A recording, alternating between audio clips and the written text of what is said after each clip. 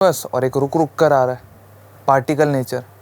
Continuous मतलब लगातार चल रहा है। जैसे आपके पास कोई भी लाइट आ रही है, अगर कहीं पे भी देखो, अगर रूम के अंदर ही अगर आप बैठे हो, वहाँ पे लाइट आ रही है, तो देखो क्या अपने को वो रुक रुक कर दिख रहा है, ब्रेकेज हो रहा है उसमें? तो अपने लगा नहीं, वो कॉन्टिन्यूस ही आ रहा है। और अगर रुक रुक कर दिख रहा है मतलब वो पार्टिकल टाइप है। जैसे कि मैं इस एंड पे खड़ा और मैं एक एक करके एक एक क्रिकेट बॉल को फेंक रहा हूँ, तो वो क्या है, रुक रुक कर जा रहा है। बट अगर मैंने एक लेज़र लाइट डाला, तो अगर लेज़र अगर डालोगे आप, तो आपको दिखे कि वो कॉन्टिन्यूस जा रहा है, बिना रुके जा रहा है। जैसे वाटर का फ्लो है, उसे भी देखो तो वो कॉन्टिन्यूस ही चल रहा है। उस तरीके से जो लाइट होता है ना, लाइट के अंदर दोनों ही नेचर होता है, कॉन्टिन्यूस भी होता है और रुकता भी है। रुकने का मतलब पार्टिकल नेचर, कॉन्टिन्यूस का मतलब वेव नेचर, वेव के फॉर्म में जा रहा है। कोई अगर गाना अगर आप सुन रहे हो, कोई सॉन्ग सुन रहे हो, तो उसमें कैसा लगता है अपने, कि कॉन्टिन्यूस अपने कानों तक आवाज़ आ रही है, तो एक वेव है। हमने पढ़ा होगा फिजिक्स में क्लास 10th में कि जो साउंड होता है वो एक वेव होता है। तो उस तरीके से लाइट का भी दोनों नेचर है, वेव और पार्टिकल। जैसे भी किसी भी लाइट को अगर हमने ऑब्जर्व किया, तो लाइट क्या दिख रहा है अपने को, कॉन्टिन्यूस आ रहा है, लाइट अपने हम ऑब्जर्व कर पा रहे हैं। लेकिन अगर आप जिस रूम में बैठे हो, या अगर आपने कभी ऑब्जर्व किया हो एक ट्यूबलाइट को, और ट्यूबलाइट को दो तरीके से आप ऑब्जर्व कर सकते हो।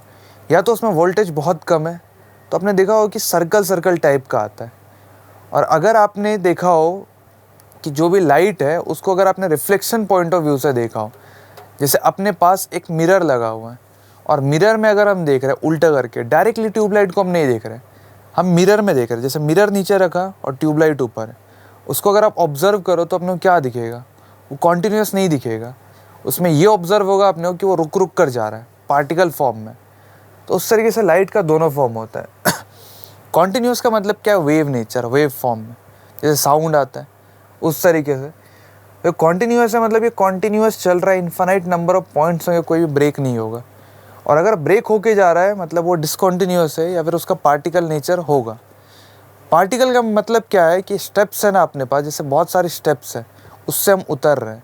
या एक क्रिकेट बॉल को अगर हमने फेंका, तो पहले दूसरे स्टेप पे आएगा, फिर तीसरे पे, फिर चौथे पे, फिर पाँचवें पे।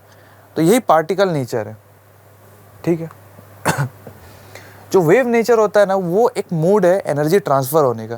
जैसे अगर हमने जिम में देखा हुआ, एक रोप होता है, रोप को हम बहुत ज़ोर से मारते हैं, तो एक वेव जनरेट होकर उस एंड तक जाता है, दूसरे एंड तक।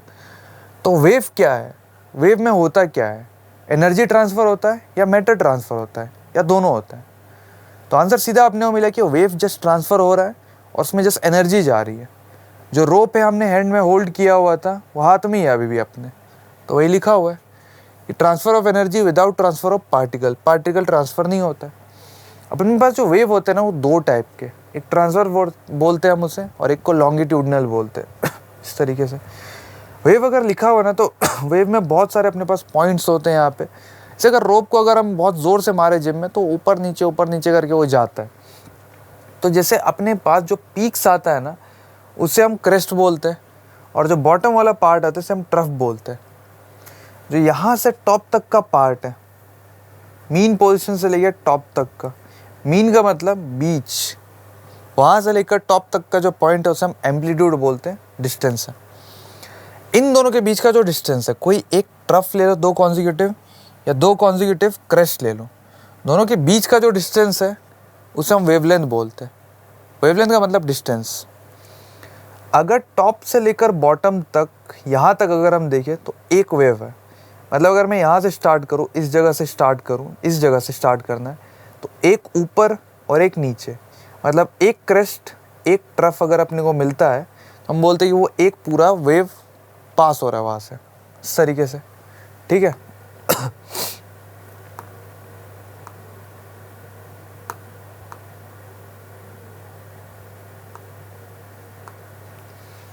तो अब वेवलेंथ को हम डिस्कस करते हैं।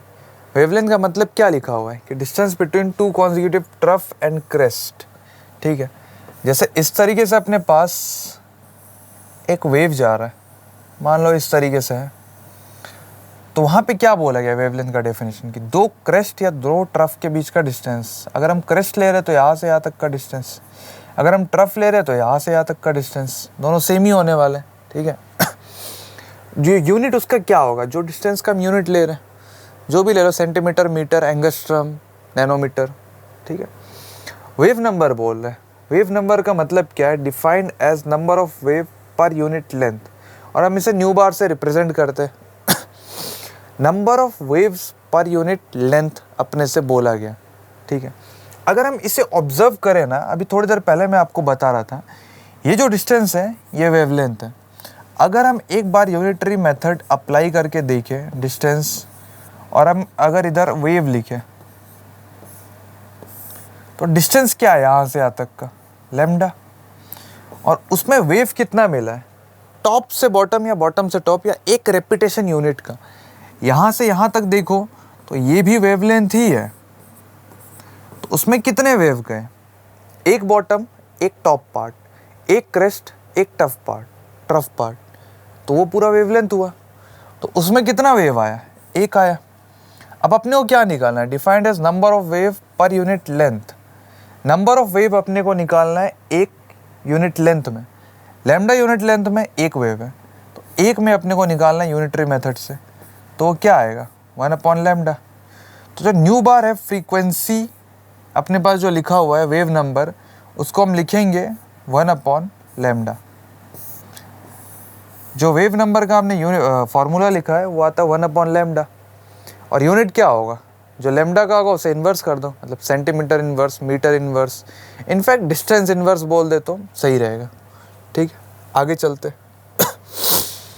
फ्रीक्वेंसी देखते हैं। फ्रीक्वेंसी का मतलब क्या है, number of waves passing through a particular point in 1 second. Unit क्या होता है, हर्ट्स, साइकिल पर सेकेंड, इस तरीके से लिखा हुआ है। मतलब कि कितना वेव पास हो रहा है एक पर्टिकुलर पॉइंट से एक सेकेंड में, इस तरीके से लिखा हुआ ऐसा। दूसरा वेव मैं बोल रहा हूँ, इस तरीके से लिखा हुआ।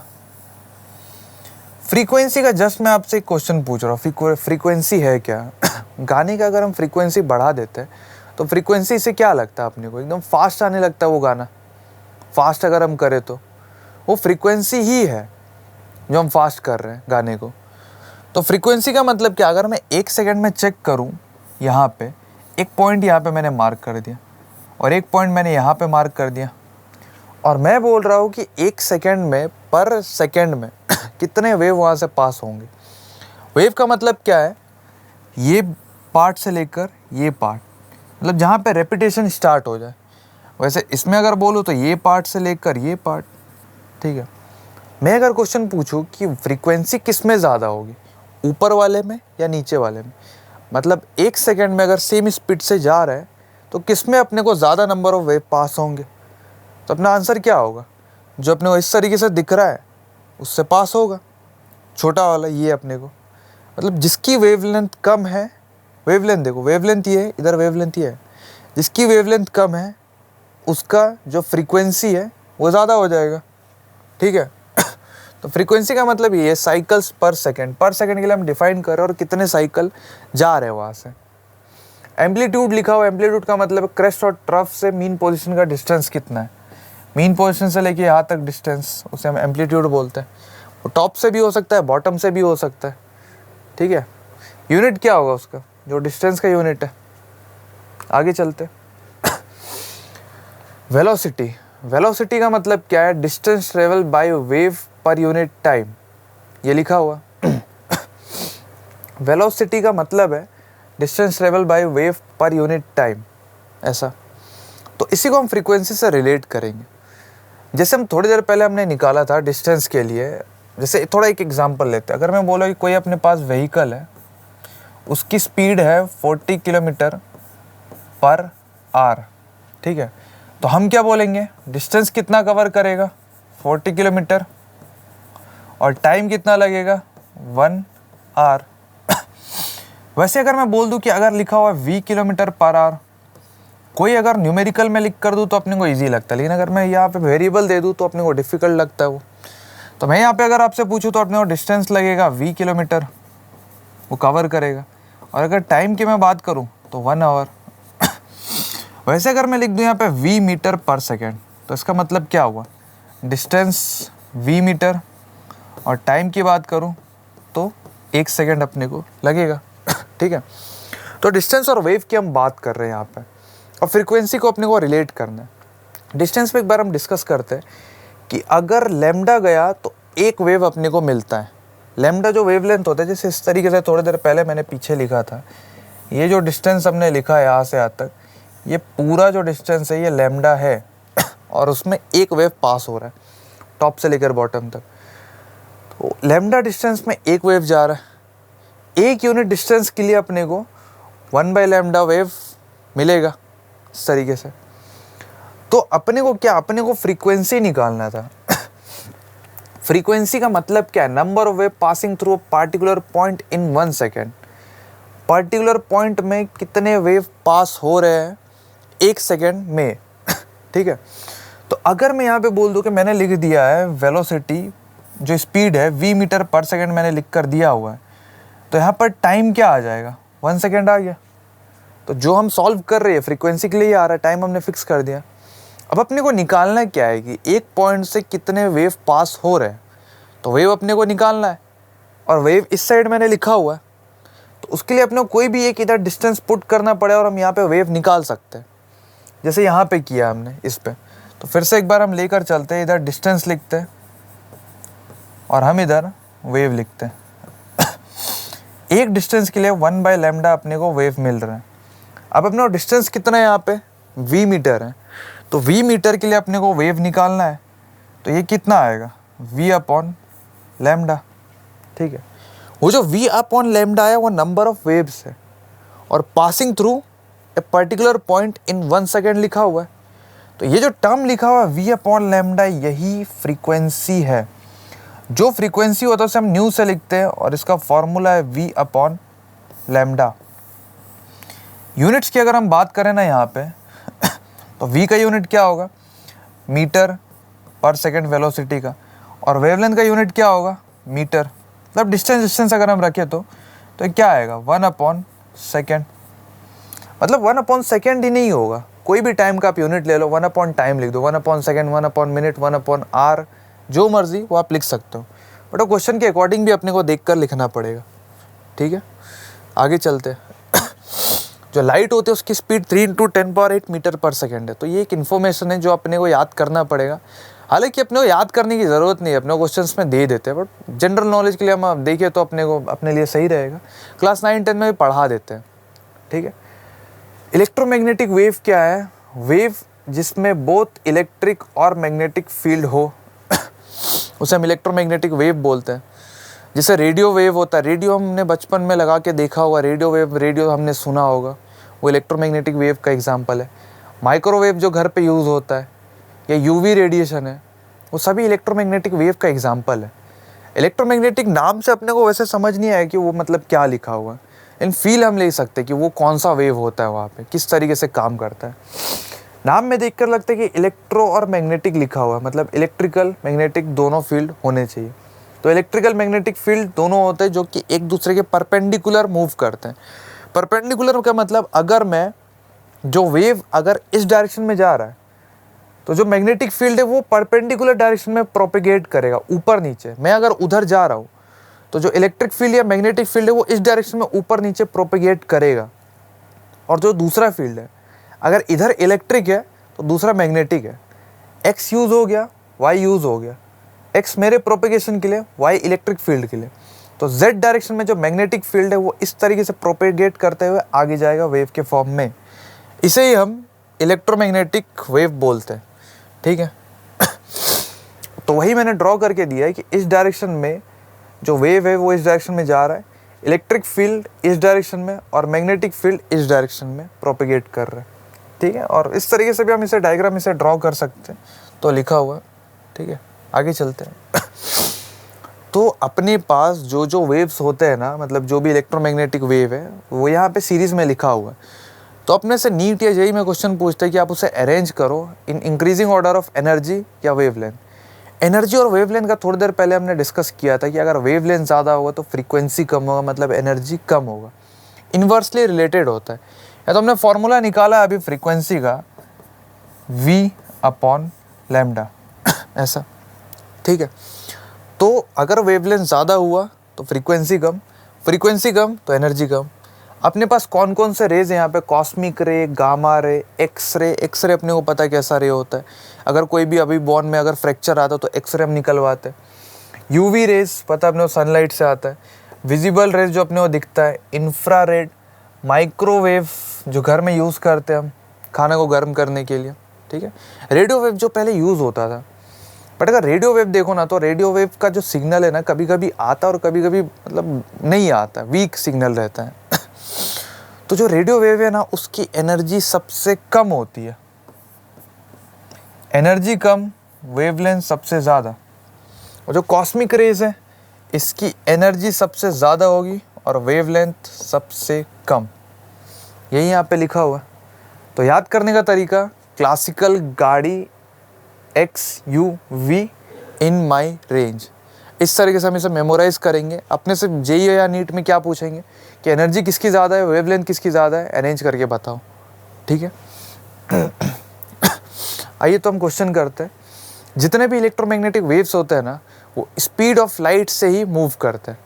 इस तरीके से अब अपने को सॉल्व करना है क्वेश्चन। सॉल्व करने का फॉर्मूला हम क्या यूज़ करेंगे, frequency is equals to V upon lambda, और वेलोसिटी क्या यूज़ करेंगे, C upon lambda, speed of light. Question लिखा हो if the wavelength of green light is about 5000 angstrom then its frequency is. तो frequency अगर अपने को कैलकुलेट करना तो स्पीड ऑफ लाइट 3 × 10⁸, और वेवलेंथ अपने को दिया गया है 5000 एंगस्ट्रॉम। एंगस्ट्रॉम को हम कन्वर्ट करेंगे मीटर्स में तो वो आएगी वैल्यू 10⁻10। अब इस तरीके से अपना सॉल्व करना है यहाँ पे, ठीक है। तो अगर नीचे अगर हम सॉल्व करें, एंगस्ट्रॉम लिखा और ऊपर स्पीड ऑफ लाइट लिखा हुआ है, उसको अगर हम सॉल्व करें तो 3 अपॉन इसे 0.5 लेते हैं, ऊपर 10⁸, और इसे हम लिखे तो 10⁻6 आएगी वैल्यू, ठीक है। 3 अपॉन 0.5 मतलब 30/5 तो 6, और ऊपर आएगा 10⁻14। जो अपने पास फ्रीक्वेंसी लिखा हुआ उसका यूनिट क्या आएगा, सेकेंड इनवर्स। तो अब ऑप्शन देखते हैं, 6 × 10⁻14, option number 3 second inverse answer है अपना, ठीक है।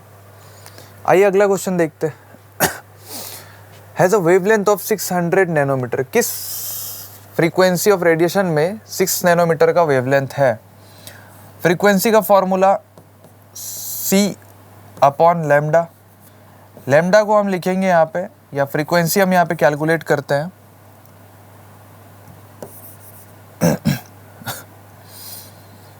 फ्रीक्वेंसी को हम लिखते हैं C अपॉन, फ्रीक्वेंसी को हम लोग लिखते हैं यहाँ पे C upon lambda. Speed of light कितना होता है अपने पास, 3 × 10⁸, और जो वेवलेंथ होता है, वेवलेंथ अपने को पुट करना है 600 नैनोमीटर लिखा हुआ है। तो जो भी नैनोमीटर अपने पास लिखा हुआ है उससे अपने को मीटर में कन्वर्ट करना है, तो 10⁻9 वैल्यू लिखना पड़ेगा, ठीक है। इसे हम लिखते हैं 3 अपॉन 0.6 × 10⁸ अपॉन 10⁻6 आएगी वैल्यू, ऐसा, ठीक है। तो अब इन दोनों को डिवाइड करते हैं, 3 अपॉन 0.6 कितना आएगा, तो उसे हम लिख सकते हैं कि 30/6, लिखे तो 5 × 10⁻14 वैल्यू आ जाएगी। हमने सॉल्व कर दिया, आंसर आ गया, ऑप्शन नंबर 4, ठीक है। तो होप करता हूँ आपको आज का लेक्चर समझ आया होगा। Thank you.